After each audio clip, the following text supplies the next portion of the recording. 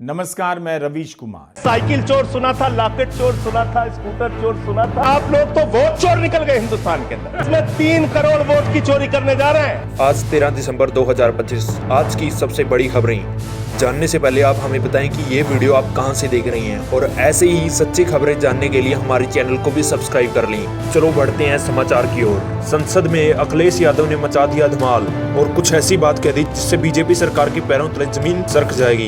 उन्होंने दरअसल कहा क्या कि अखिलेश यादव ने यह कहा कि जो लोग ऐसा बोल रहे हैं कि मोदी ने वोट चोरी किया है, बीजेपी सरकार वोट चोर है, ऐसा जो लोग कह रहे हैं, जैसे राहुल गांधी ने सबूत पेश किया, ध्रुव राठी ने किया है, ऐसे ही अखिलेश यादव ने कहा है कि वो वोट के लिए डिजिटल मशीन बंद होनी चाहिए, कि वोटों के अंदर डिजिटल मशीन को बंद कर दिया जाए, उसकी जगह वॉलेट पेपर, जैसे पुराने जमाने में वॉलेट पेपर से हुआ करता था, वैसे वोट डालनी चाहिए। यहाँ पर भी बैलेट से वोट पड़ना चाहिए। और जो मेरी जानकारी जहाँ तक पहुँचती है और जानकारी है मुझे, जिससे साफ साफ पता चल जाएगा कि वोट चोरी हुई है या वोट चोरी नहीं हुई है।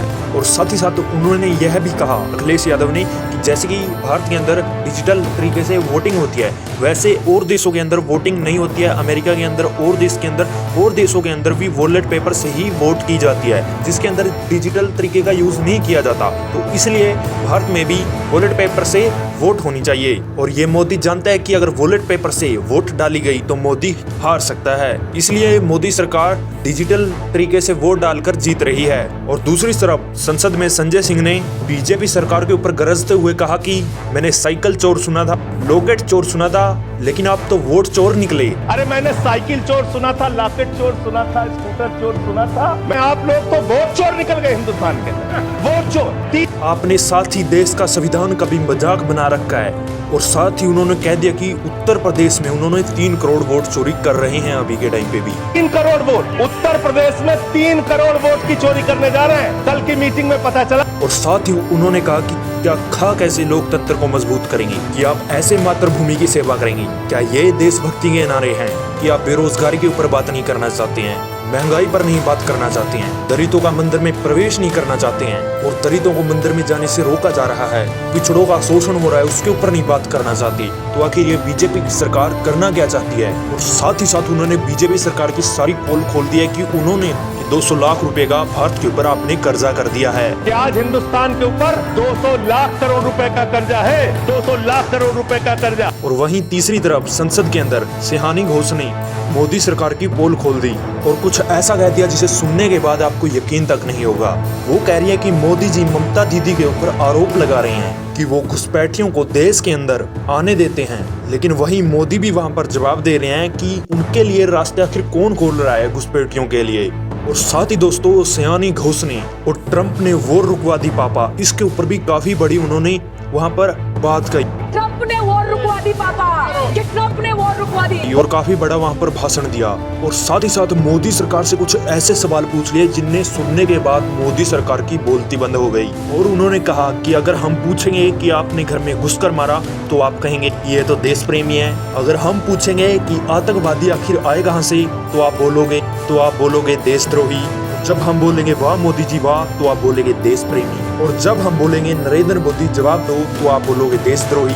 ये कैसी बातें चल रही हैं भारत के अंदर। और साथ ही साथ चौथी तरफ प्रियंका गांधी ने भी बीजेपी सरकार के ऊपर ऐसे आरोप लगा दिए हैं जिसे सुनने के बाद आपकी पैरों तले की जमीन खिसक जाएगी। चलिए जानते हैं कि क्या उनके ऊपर आरोप लगाए हैं, लेकिन उससे पहले आप बताएं कि आप इस वीडियो को कहां से देख रहे हैं। और प्रियंका गांधी ने ऐसा बोला है कि दिल्ली के अंदर जो प्रदूषण फैल रहा है उसके ऊपर बिल्कुल नहीं ध्यान दिया जा रहा है। वो प्रदूषण काफी ज्यादा फैल गया है, उससे काफी लोग बीमार पड़ रहे हैं।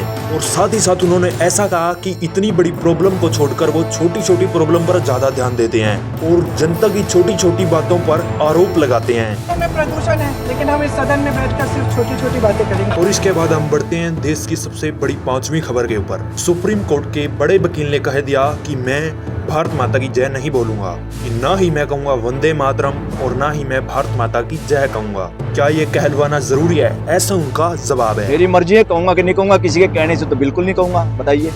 और साथ ही उन्होंने बीजेपी सरकार को ऐसा कहा कि मोदी अपने काम से काम रखे और हम अपने काम से काम रख रहे हैं। और साथ ही साथ उन्होंने मुसलमानों की भी साइड ली है इसके अंदर। मुसलमान अगर सही कह रहे हैं तो इसमें बुराई क्या है?